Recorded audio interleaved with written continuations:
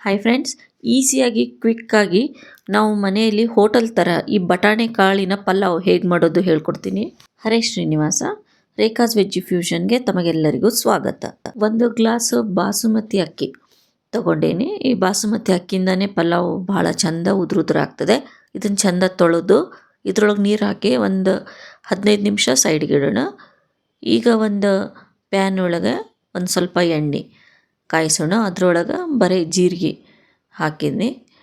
ಈಗ ಇದಕ್ಕೆ ಒಂದು 2 ಲವಂಗದ ಎಲೆ, 2 ಚಕ್ಕೆ, ಆಮೇಲೆ ಈ ಒಂದು ನಕ್ಷತ್ರದ ಮಗ್ಗು ಒಂದು 2 ಹಾಕೋಣ. ಆಮೇಲೆ ಒಂದು ಸ್ವಲ್ಪ ಲವಂಗ, ಒಂದು ಸ್ವಲ್ಪ ಮೆಣಸು, ಇವು 2 ಹಾಕಿ ಸ್ವಲ್ಪ ಎಣ್ಣೆ ಒಳಗೆ ಹುರ್ಕೊಳ್ಳೋಣ. ಅಂದರೆ ಈ ಮಸಾಲೆ ವಾಸನೆ ಎಲ್ಲ ಎಣ್ಣೆ ಒಳಗೆ ಚಂದ ಬರಬೇಕು. ಈಗ ಒಂದು 2-3 ಹಸಿಮೆಣ್ಸಿನ್ಕಾಯಿ ನಾನು ನಡು ಅಡ್ಡ ಸೀಳಿ ಹಾಕೀನಿ. ಇದಕ್ಕೆ ಯಾವುದೇ ಕೆಂಪು ಖಾರ ಪುಡಿ ಹಾಕಂಗಲ್ಲ ನಾವು. ಈಗ ಇದು ಒಂದು ದೊಡ್ಡದು ಈರುಳ್ಳಿನ ತೆಳ್ಳಗೆ ಸ್ಲೈಸ್ ಮಾಡಿಕೊಂಡು ಹಾಕೀನಿ. ಇವಾಗ ಈರುಳ್ಳಿ ಸ್ವಲ್ಪ ಕಲರ್ ಚೇಂಜ್ ಆಗೋವರೆಗೂ ಇದನ್ನು ಎಣ್ಣೆ ಒಳಗೆ ಚೆಂದ ತಾಳಿಸ್ಕೋಬೇಕು. ಇವಾಗ ನೋಡಿರಿ, ಇದಕ್ಕೆ ಒಂದು ಕ್ಯಾರೆಟ್, ಅದು ಕೂಡ ತೆಳ್ಳಗೆ ಹೆಚ್ಕೊಂಡೀನಿ. ಕ್ಯಾರೆಟನ್ನು ಒಂದು ಸ್ವಲ್ಪ ಸಾಫ್ಟ್ ಆಗೋವರೆಗೂ ಹುರ್ಕೊಳ್ರಿ, ಭಾಳ ಸಾಫ್ಟ್ ಮಾಡಬೇಡ್ರಿ. ಇವಾಗ ಇದ್ರೊಳಗೆ ನಾನು ಒಂದು ಫುಲ್ ಬಟಾಣಿ ಕಾಳು, ಇವಾಗೆಲ್ಲ ಫ್ರೆಶ್ ಬಟಾಣಿ ಕಾಳುಗಳು ಸಿಗ್ತದೆ.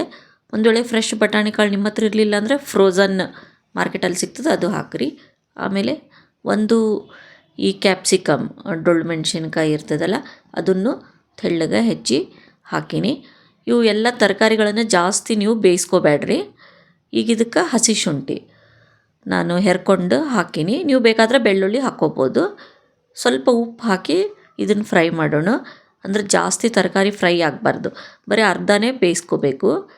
ಈಗ ನಾವು ನೆನೆಸಿಟ್ಟಿದ್ವಲ್ಲ ಅಕ್ಕಿ, ಈ ಬಾಸುಮತಿ ಅಕ್ಕಿ, ಎಲ್ಲ ನೀರನ್ನು ಬಸಿಯೋಣ.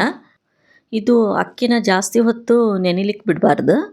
ಇವಾಗ ನೋಡ್ರಿ, ಎಲ್ಲ ನಮ್ಮ ಪಲ್ಯಗಳು ಚಂದ ಫ್ರೈ ಆಗ್ಲಿಕ್ಕತ್ತವ. ಇದಕ್ಕೆ ನಾನು 1 ಟೀ ಸ್ಪೂನು ಗರಂ ಮಸಾಲ ಹಾಕೀನಿ. ನಿಮಗೆ ಎಷ್ಟು ಬೇಕೋ ಅಷ್ಟು ನಿಮ್ಮ ಕ್ವಾಂಟಿಟಿಗೆ ಪ್ರಕಾರ ಹಾಕ್ಕೊಳ್ರಿ. ಕೆಂಪು ಖಾರ ಮಾತ್ರ ಇದಕ್ಕೆ ಹಾಕೋದಿಲ್ಲ, ಅದಕ್ಕೆ ಹಸಿಮೆಣ್ಸಿನ್ಕಾಯಿ ಹಾಕ್ಕೊಂಡಿವಿ ನಾವು. ಈಗ 1 ಗ್ಲಾಸು ಬಾಸುಮತಿ ಅಕ್ಕಿಗೆ 2 ಗ್ಲಾಸ್ ನೀರು ತೊಗೊಳ್ಳೋದು. ಯಾವ ಗ್ಲಾಸ್ ಅಳತೆ ತೊಗೊಂಡಿರ್ತೀರಿ ಅಕ್ಕಿನ, ಅದೇ ಗ್ಲಾಸಿಂದ 2 ನೀರು ಹಾಕಿರಿ. ಮುಂಚೆನೂ ಸ್ವಲ್ಪ ಉಪ್ಪು ಹಾಕಿವಿ, ಈಗ ಸ್ವಲ್ಪ ನೋಡಿಕೊಂಡು ಉಪ್ಪು ಹಾಕಬೇಕು.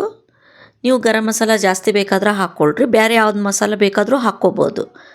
ನಾನು ಇದಕ್ಕೊಂದು 2 ಚಮಚ ತುಪ್ಪ ಹಾಕ್ಕೊಲಿಕತ್ತೀನಿ.